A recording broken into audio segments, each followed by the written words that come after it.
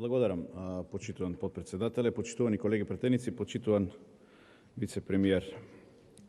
Поврзано со извештајот од Европската комисија, ова е извештај кој што уште еднаш ни потврдува дека оваа власт на ДУИ со администраторот Социјалдемократскиот сојуз ја гуши Македонија и во незиниот економски, но и во незиниот цивилизацијски развој, односно ја остава на дното од регионот по сите параметри. Станува збор за реален извештај, но за нас како држава и посебно за вас како власт, поразителен извештај. Ова извештај кој што бара секој од вас да се запраша дали воопшто заслужувате да се наречете народни представници и лица на кои што им е доверена довербата да ја водат државата. Овде пред се мислам на владата, која ги има сите полуги на власта, за да ги поправи состојбите во сферите на живеењето и работењето, односно приближувањето кон Европската унија. Токму во овој извештај на дипломатски начин е посочена неспособноста и јаздисаноста во крадењето на народните пари. За да можеме да носиме некакви заклучоци во врска со напредокот или назадувањето на државата, мора да направиме споредба со извештаите од претходните години. Еве, погледнете ова извештајот што ни го доставија од парламентарниот институт. Цело време е некоја константа, додека и таа константна, односно оценка е секогаш над 2. После тоа доаѓа периодот на шарената револуција, кога Социјалдемократскиот сојуз, не водејќи сметка за никакви државни национални политики, се втурнува во разградување на системот преку инсталации на партиски послушници и во крадењето на народните пари. Односно го правеа токму тоа против кое што нели викаа дека се борат. И затоа денеска имаме оценка од 1,52. Иако од Европската комисија не ја даваат оценката бројчано, според методологијата на парламентарниот институт, ова оценка од 1,52 е поразителна. Народот е сведок дека Европската комисија со овој извештај ви даде единица, или народски кажано кец, со што се потврдува дека земјата во погрешен правец ни ја водат кецароши, односно луѓе без капацитет и институции без никаков авторитет. Јас немам време да се задржам на повеќе сегменти од извештајот, меѓутоа ќе се задржам само на погрешниот правец во делот на борбата со корупцијата. Точно е, во извештајот се наведува дека е донесена стратегија за борба против корупцијата од ова собрание.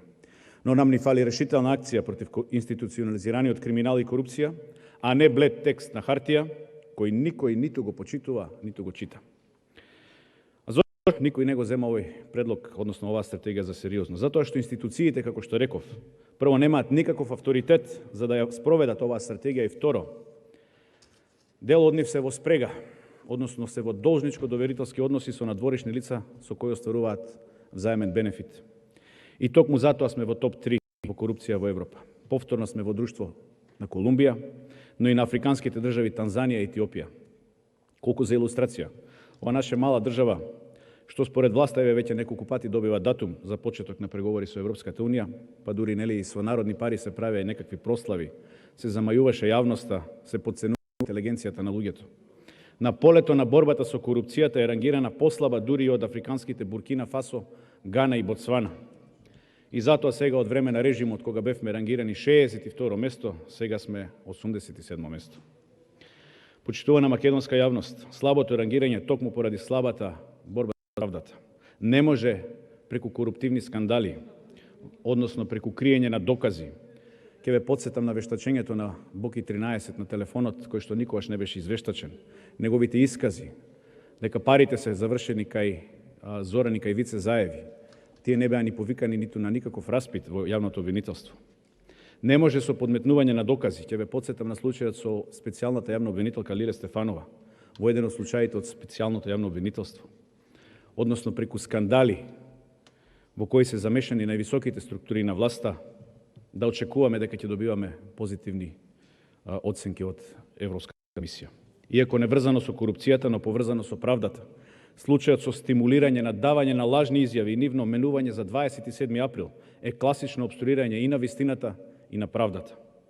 Што мислите, колеги претеници, никој ли не гледа дека за удрена клоца некој лежи 15 години затвор, а за убиство на човек некој ќе лежи само 6 месеци затвор?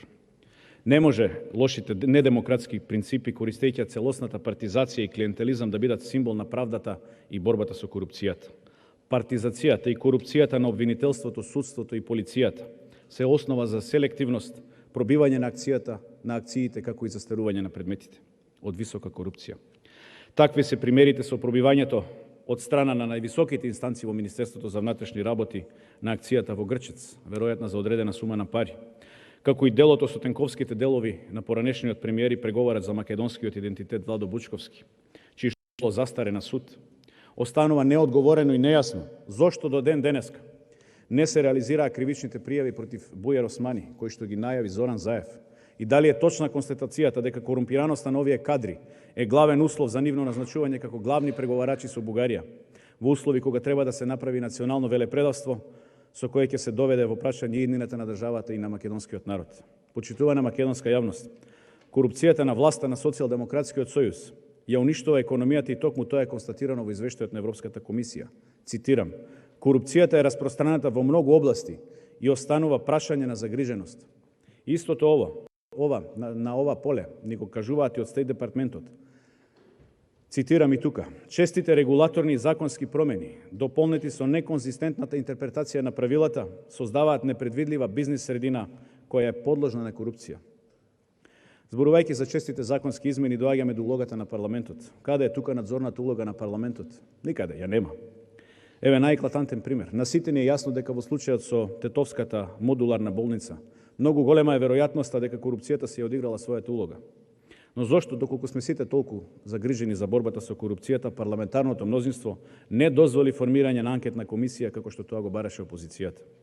Затоа што, за жал, и пратениците имаат на овој или на оној начин поврзаност со коруптивни ликови и појави. Почитувана македонска јавност, колку се ова што го зборуваме извртено до таа мера да човек можеби ќе поверува дека владата на ДУИ и на СДСМ имаат искрена намера да се борат со корупцијата, може да погледнеме од изјавите на лидер Зоран Заев во 2017 година месец ноември, каде што изјави дека двајца највисоки функционери од неговата влада биле предмет на истрага за корупција. Што се случи со тие двајца, со таа истрага, до ден денеска не дознавме. Со непревземањето на навремени мерки за борба против корупцијата, истата дополнително се стимулира. Па така имаме случај на замена на еден криминалец генерален секретар со друг криминалец генерален секретар на владата. Имајќи го во предвид сето тоа што го кажа досега, но и тоа што 15 суди или председатели на судови, како и 10 обвинители од поранешното специјално јавно обвинителство не поднеле никакви анкетни листови за имотната состојба или изјави за промената на имотната состојба и интересите, повеќе од јасно е дека оценката што сме ја добиле во извештајот е заслужена. Власта во Македонија мора да ја потврди посветеноста на сите општествени чинители за модерна, правична, просперитетна држава, за општество кое што нуди еднакви можности и шанси за сите, а не преку коруптивни сделки да распродава државно земјиште во центарот на Скопје за 400 денари за квадрат, односно колку 1 кило месо. Вистинска борба против корупцијата е можна само со политичка волја и одлучност кои власта ги нема. И затоа тонеме и ќе продолжиме да тонеме во очите на граѓаните, но и во очите на Европската комисија. Ако на времето во мода беа часовници, па после беа некакви бенчмаркови, па поглавја, па после тоа дојдоа кластерите, па ни кажуваа дека сме добиле датум, па сме го изгубиле во меѓувреме, па датумот беше тука некаде во собата, така ни кажуваа.